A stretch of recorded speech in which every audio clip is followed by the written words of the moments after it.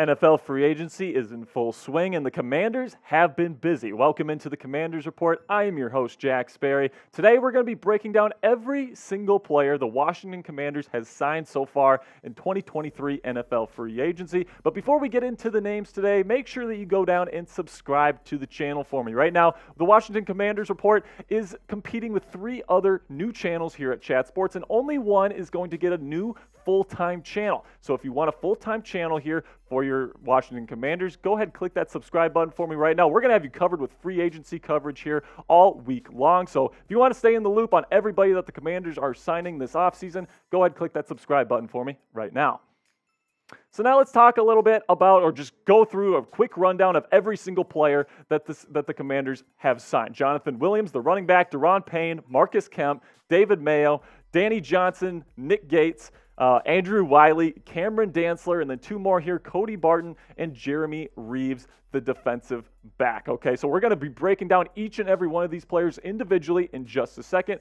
But first here, go ahead and grade the Washington Commanders and NFL free agency so far. Do you like the moves that they are making right now? So get your red pens out and give me a grade right here. A, B, C, D, or F in the comment section right now. Now let's get into what I think about these players. Let's start with Jonathan Williams, the running back. Now, Jonathan Williams is going to be a pretty decent backup running back for you, somebody that you can trust with reps. He's been a good backup. He's not going to be like a workhorse for you. He's never going to be really your starting number 1 running back, but a 1-year, $1.3 million deal to bring him back, a good backup. I think that Jonathan Williams here, that's a good signing. And then, of course, you got the big kahuna here, Daron Payne, with that big re-sign here, the contract extension. 4 years, $90 million. I mean, this guy's one of the best pass rushers from the interior of the defensive line in the National Football League. You take a look at his stats over the last 4 years.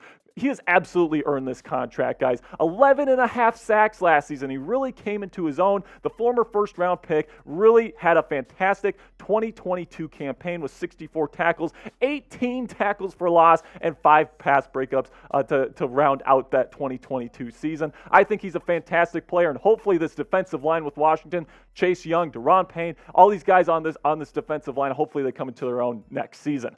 And then Marcus Kemp, next up on the list here, wide receiver, a backup wide receiver, guys, 1 year, $1 million. Just a low contract. There's not much to say about Marcus Kemp. He's going to be a backup for the Commanders next season. Then you got David Mayo, pretty similar here, depth piece at outside linebacker, somebody that's played some pretty good football in his career, but at this point, he's more of a backup piece. $1.3 million deal for 1 season. And then you got then you got Danny Johnson, the defensive back here. Kind of a smaller defensive back, but a really solid player. He dealt with injuries last season, but he really played well with the opportunities that he had. He can play inside in the slot, and he can play outside.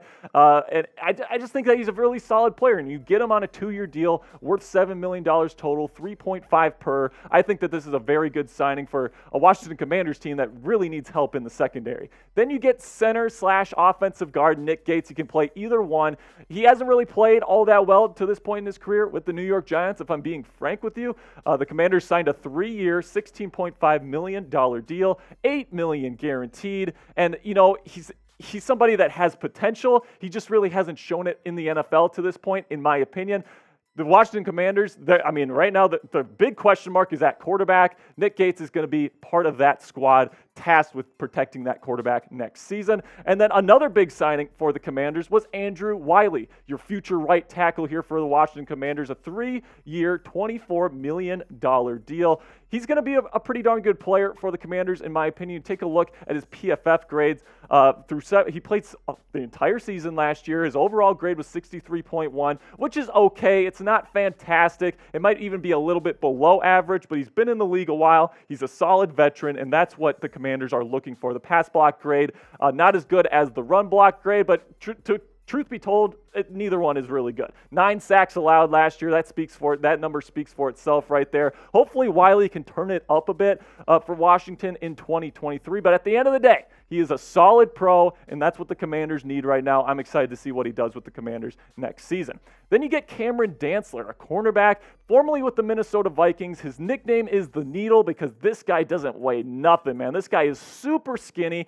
He's not going to be much help in run support. I'm going to tell you that right now. He's not going to be somebody that's going to be taking on Derrick Henry and bringing him down. This is somebody that's going to struggle with wide receiver screens against bigger receivers, but he's pretty darn good in coverage. That is his thing. So overall, pretty good signing here for Washington, but maybe they could have done a little bit better. They claimed him off waivers when the Vikings put him on there just a couple days ago. And then you got Cody Barton, a linebacker that's formerly played with the Seahawks. He's okay. That's what I'll say about him. He's about as vanilla of an inside linebacker as you're going to find. He signed a 1-year, $3.5 million deal with the Commanders. Not a bad signing, not a great signing either. And then you got Jeremy Reeves, who's he's another guy that the Commanders re-signed. He had a really good season in 2022. So this is what I'll say about him. Right, he's a safety that had a really good season in 2022. He's one of the highest graded safeties in the National Football League. And then the last 2 seasons, he's just been hurt, and he hasn't really played well when he's been on the field either. So you bring him back on a 1-year, $2.6 million contract, hoping that he can re-spark that 2020 magic that he had. But, I mean, at this point, it's been 2 years. We haven't seen it. I'm starting to have a couple of worries about Jeremy Reeves. All right, guys, here's a final reminder here to go subscribe to the channel if you love the Washington Commanders. If you want a full-time channel for your Commanders here on the channel or here at Chat Sports, go ahead and click that subscribe button because we have 4 channels. Only one is going to get that full-time channel. Right now, the Commanders report is actually in the lead, but there are a couple of teams there that are starting to creep up on us. So if we want to maintain that lead, go ahead and click that subscribe button right now. That'll be it from me today, Commanders fans. I will see you guys later. Peace.